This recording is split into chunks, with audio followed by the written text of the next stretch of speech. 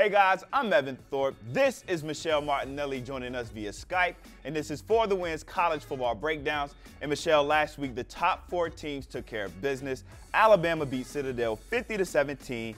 Clemson crushed Duke 35-6. Notre Dame beat Syracuse 36-3. And Michigan struggled against Indiana, winning 31-20. And if you're Michigan, you can't feel good going into the big Big Ten matchup this weekend versus Ohio State after this ugly win versus Indiana.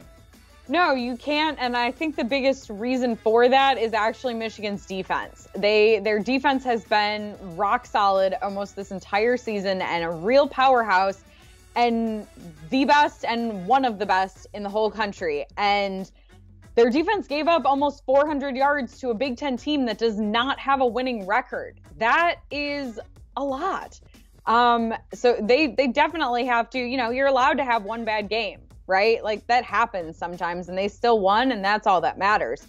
But you're going to have to tighten that up to stand a chance at beating Ohio State. Speaking of bad games, Ohio State went all the way to the end with Maryland, winning in overtime off a missed 2-point conversion, 52-51. And if you're Ohio State, you cannot feel confident about this defense going into this big matchup. No, so if Michigan's defense struggled a little bit this weekend, Ohio State's was truly atrocious. And arguably, Ohio State didn't actually win this game. It was more that Maryland lost it. Maryland went for the 2-point conversion in overtime for the win, and the pass was actually just off. The play worked.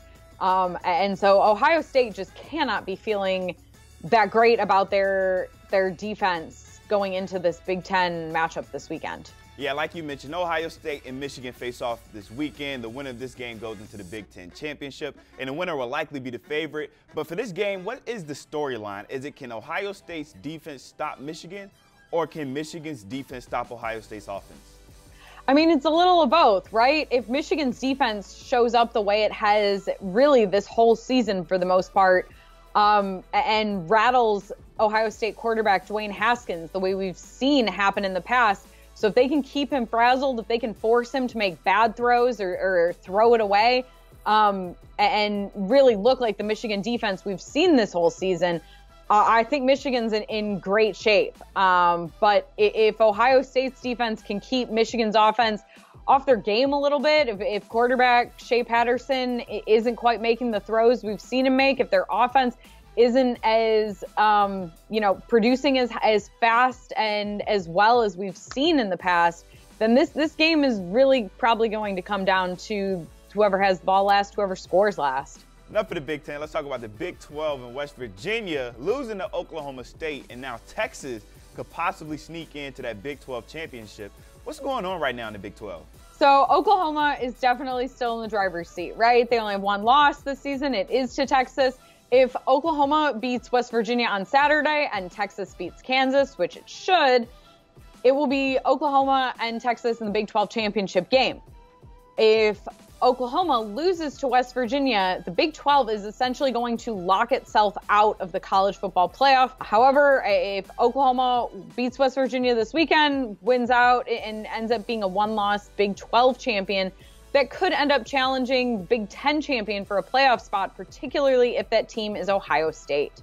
Another team looking to get in the college football playoffs is Washington State, and they face off against Washington this weekend in the Apple Cup. And Michelle, I think Washington State still has a chance, but you don't think so?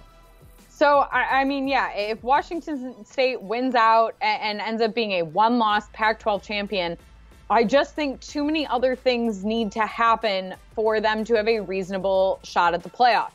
Right now, the ESPN's playoff predictor gives Washington State just a 3% chance to make the playoff right now, and that's not great. For them to have a shot at the playoff, Ohio State would probably, or Northwestern, would need to end up winning the Big Ten and knock themselves out of it.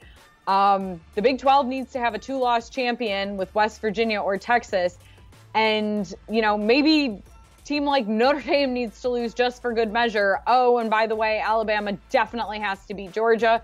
There's just a lot of things that need to happen for Washington State to get in the playoff, and I don't really see it working out. But you don't actually agree with me on that, do you? No, not at all. I think if Ohio State is your Big Ten champion, their resume just not compares to Washington State. If Oklahoma was to lose one of these next 2 games, you're not having a 2-loss team get into the college football playoffs. And if Alabama, who's been the best team all year, destroys Georgia, the door is wide open for Washington State. They're going to be a 1-loss conference champion, and I think head-to-head, their record and their resume is better than the Big Ten's if it's Ohio State.